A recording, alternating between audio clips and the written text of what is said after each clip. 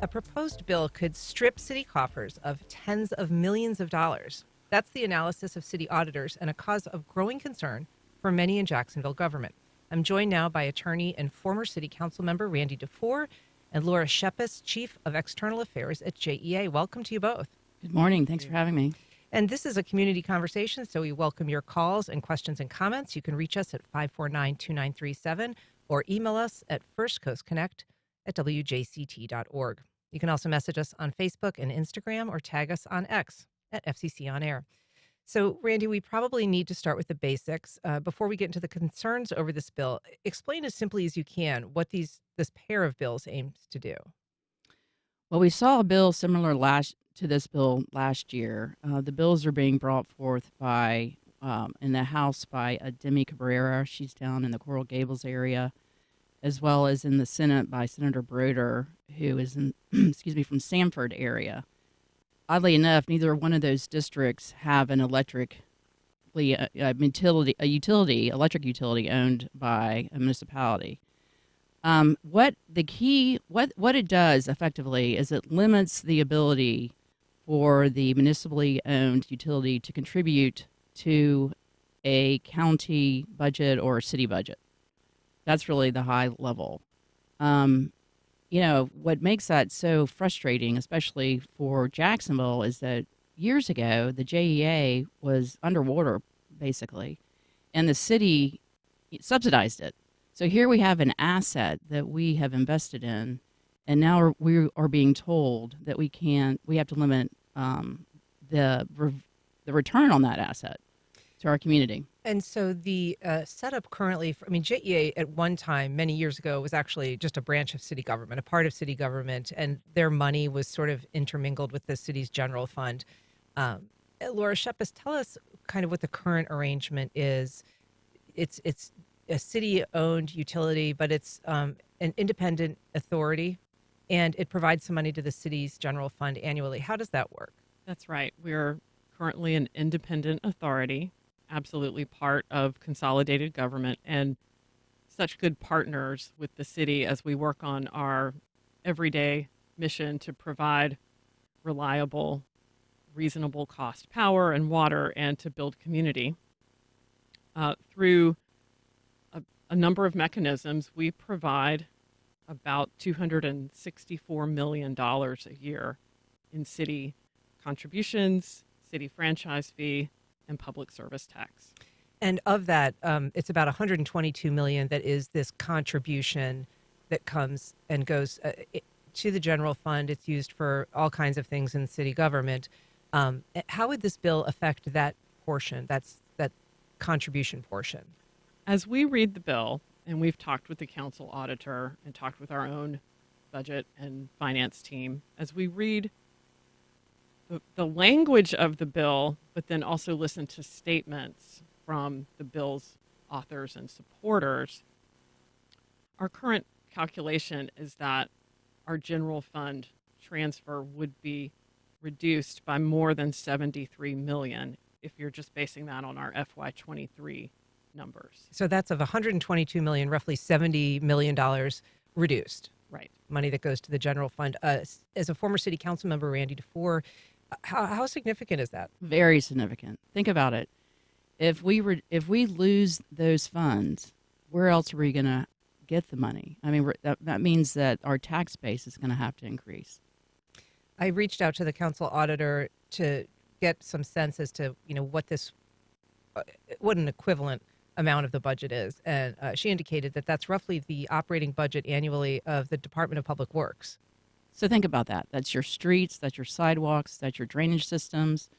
It is huge. I mean, that is a huge part of our budget, and it goes to the quality of our life, right? This is significant. So walk then through, first of all, what is the working rationale of this by the lawmakers that you mentioned? You noted that they don't live in a district that has a city-owned utility like JEA. What are they saying is the reason for proposing a bill that would cap this kind of payment to a city? Well, that's what's very curious. I can't seem to figure that out. I do know that that in the Coral Gables area, I think there is a water utility that is owned by the municipality. But I don't have a clear answer on that. It doesn't make sense. Now we do know, or I have done a little bit of research. I did it last year that FP&L has contributed, I know, to Demi Cabrera's campaign. To be fair, they contribute to a lot of campaigns. But I don't believe I don't believe in coincidences.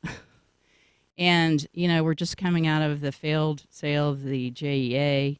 We're now in the middle of a criminal trial.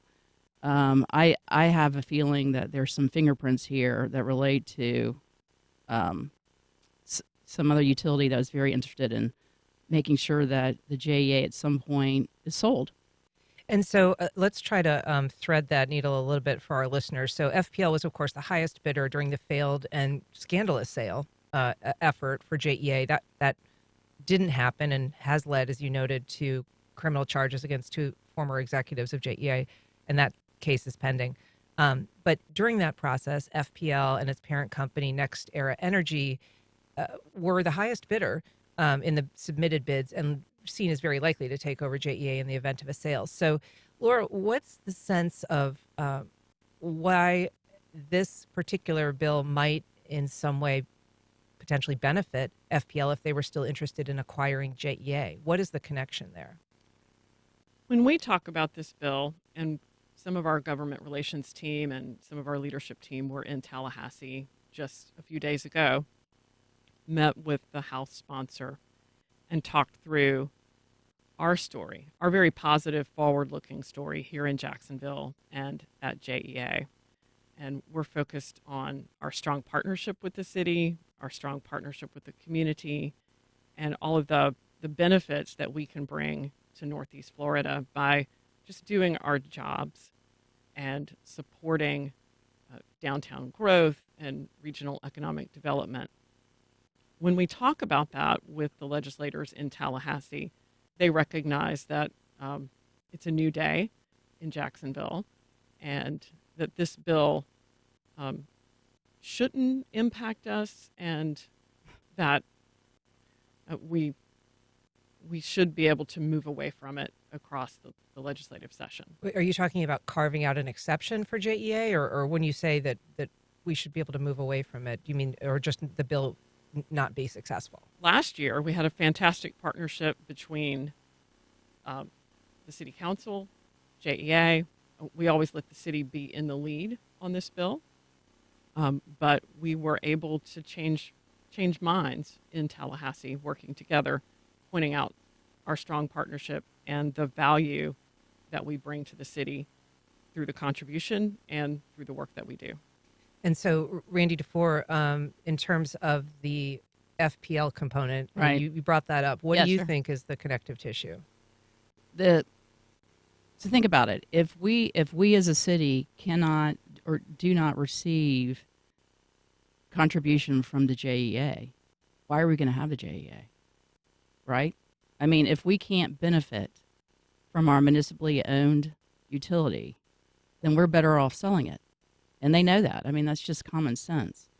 So that's what I think the connection is. And the reality is that we're kind of the hole in the donut for FP&L. We're the one area that the FP&L has not been able to acquire. And they're not going anywhere. They're not. So I don't believe for one second that this doesn't have anything to do with FP&L. FPL is, as you noted, a political donor. They're, in fact, one of the largest donors in Tallahassee. They have a lot of reach. They even have kind of a private, secret lounge, and that's available to lobbyists and lawmakers, invite only. Millions of dollars in donations. We did reach out to FPL, just to be clear, to say that we were going to be discussing this today, to give them an opportunity to respond, and have not heard that back yet. But there's not any direct line, as far as we know, is there, Laura, between the drafting of this legislation or the introduction of this legislation and FPL? None that we can see. However, it's early in the session, and there'll be a lot more conversations. I think the House bill is up in committee later this week, and I know that the municipal utility community, electric and water, all across the state is going to be incredibly engaged. So there's a lot more to come. Even though the session weeks go by quickly, a lot of conversation about this is going to take place, and we'll all learn more. If you have questions or comments about this topic, we certainly welcome your contribution. You can give us a call at 549-2937 or send an email to firstcoastconnect@wjct.org. We had got a message from Brittany on Facebook. She's asking, if she's not mistaken, it seems that these bills are targeting many, quote, bluer cities. Is that just by chance? Or those just happen to be the cities that own their own utilities? I mean, I think it's fair to say that there was, when this was introduced last year in Gainesville, there was a successful attempt to kind of take over the board of that utility. And that that was seen as sort of a political maneuver because Alachua County is pretty red and Gainesville is pretty blue. And so there was kind of a power play at work there. Do you see anything similar to that? I understand the question, and I can see that where you would get. But the reality in Gainesville was that they were relying significantly on their utility for their budget. I mean, it was huge. It wasn't healthy. So I think, but look what ended up happening with that. I think didn't their bond ratings go down? I mean, that has not turned out well for that area at all. And good question, but I don't think it has to do with politics. We saw this legislation last year, and we had Lenny Curry, a Republican, as our mayor. So I don't believe that does have anything to do with it. I think it's about owning up. I think this is about you have a very healthy utility that the private sector wants. Well, I love the question. I can see where it's coming from. And I love the question because it gives me a chance to highlight that there are 33 electric utilities that are municipally owned all across the state, blue, red, purple.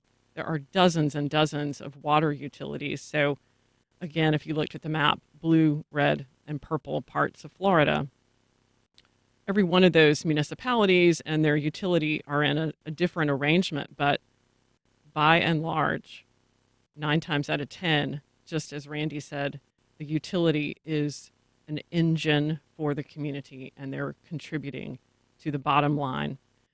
Last year, there was some compelling testimony from Tallahassee utility leaders and the mayor, who pointed out that the contribution that the utility makes helps fund the police and the fire and the security and the protection. So I think utility leaders and board members and community members who understand the utility are fanning out to have these conversations and to highlight that local control over a local utility is a very accepted and functional part of government. We've got a call. Daryl in St. Augustine. Good morning. Welcome to First Coast Connect. Hey, good morning. Yeah, I mean, your fine panelist won't say it, but I will. The FPL is just trying to get control of JEA. And if they can't buy it through criminal means with Zahn, then they're going to bankrupt it. So this is just, frankly, corporate FPL buying the politicians, primarily Republican power in Tallahassee, taking control away from local governments and local entities and local people. So it seems like the Republican Party is real big on small government until they're in control of the big government in Tallahassee. Then they don't want us locals taking care of anything. Thanks, Daryl. Appreciate your call. Laura, to his point, I mean, this is not a new development in terms of interest in selling JEA. It's an issue that has been coming up certainly since I started reporting in Jacksonville.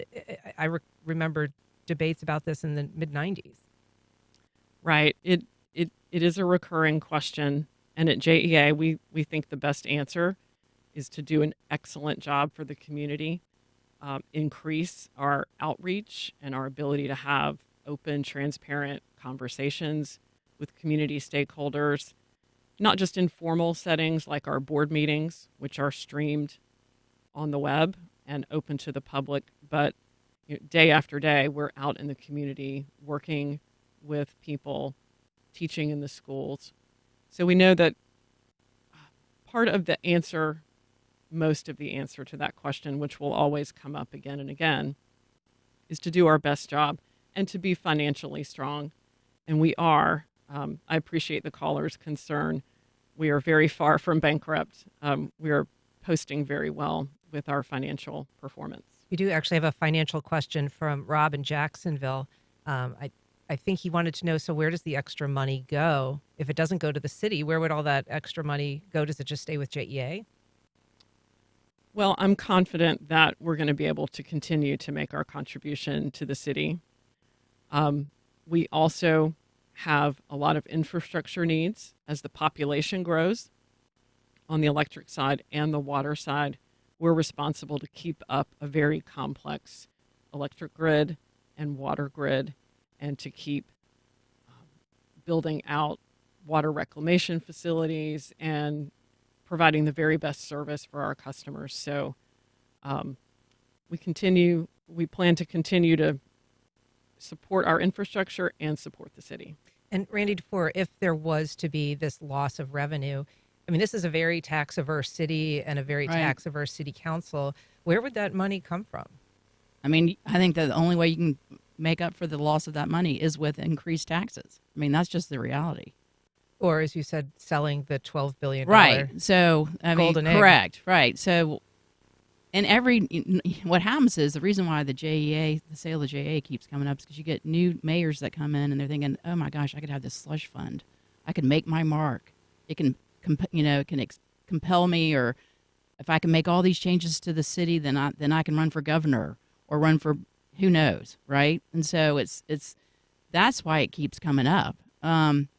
But you're right. If we can't, are you going to increase taxes, or are you going to sell the golden egg and get $11 billion? I mean, it's not a hard decision at that point. And that's why I'm very concerned about it. I'm concerned about it also because some of our state reps represented FP&L at the time of the failed sale. One, another state rep actually is married to Tim Baker, who is thought to be one of the the instigators of the whole sale.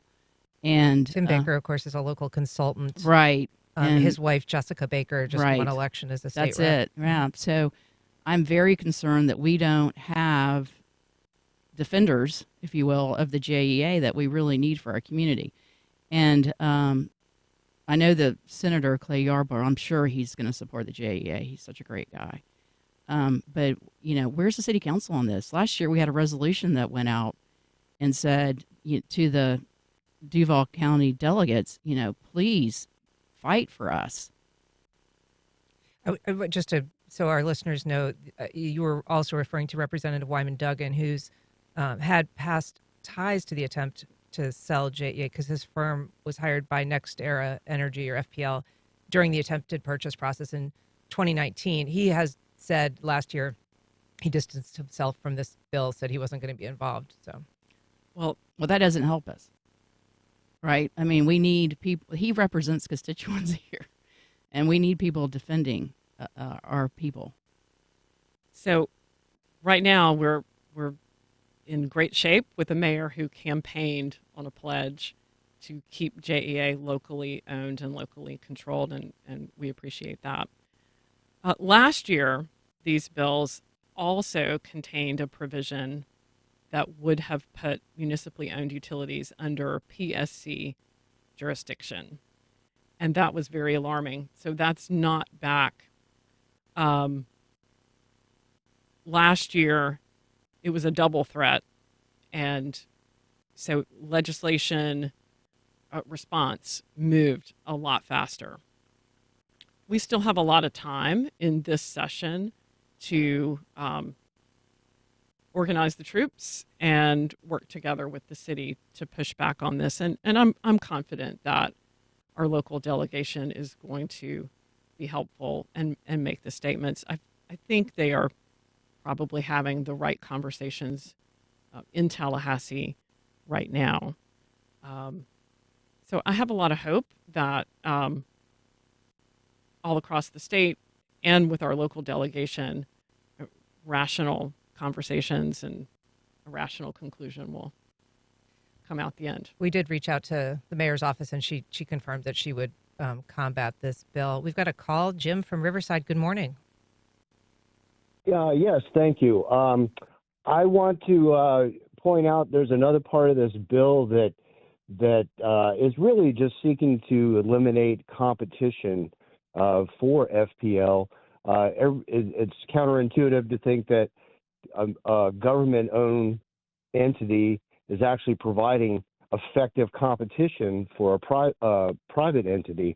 And one of the measures in this bill seeks to limit the expansion outside the municipality of a municipally-owned utility, whereas FPL can spread its wings anywhere and everywhere.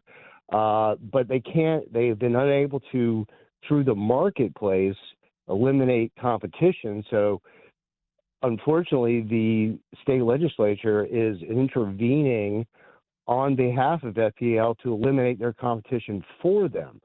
That's what kind of part of it in Gainesville is they couldn't expand outside of their municipality if this bill had been passed last year. And I think that they're not allowing the market to do its work. They're intervening, which is sort of goes against the Republican free market principles, and they're Right. just using their authority to eliminate competition for FPL. Thank you, Jim. To his point, Laura, I mean, there is an element of this bill that would kind of restrict how expansion occurs outside of the footprint of Duval County. I mean, this bill presumably would actually possibly benefit some in smaller communities like Neptune Beach or Baldwin that currently are perhaps paying for through the fees that they pay. They're kind of subsidizing Jacksonville city government, which perhaps they don't necessarily, they have their own government. I mean, I guess in some ways that could be a benefit for those smaller communities. Well, right now we primarily serve in Duval County, but we do have some extraterritorial water and wastewater service. But I would point out to the bill authors or anyone who has a question about territory and how it should be shaped. Where we serve outside the county, it's been done for decades, and it's through open, transparent, negotiated interlocal service agreements. So there are situations here where smaller communities said, wow, we think this can be done better at an economy of scale. It's better for our citizens to get these services from JEA. And those agreements are public, and we talk about them openly and renegotiate them with local elected officials who sit in those smaller communities. And Laura, go ahead. I think the same thing is true all across the state. I'm going to just throw you a question we got from a viewer, Mark, emailing, maybe we should sell JEA if only to end its war on residential rooftop solar. That has been a concern. FPL also has not been very proactive in advancing the cause of rooftop solar.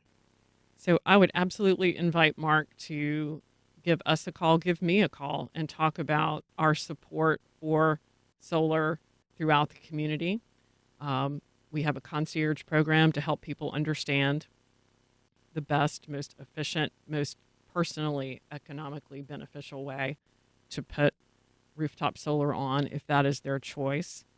But our models show that utility scale solar is actually the best way to deliver green power to more people.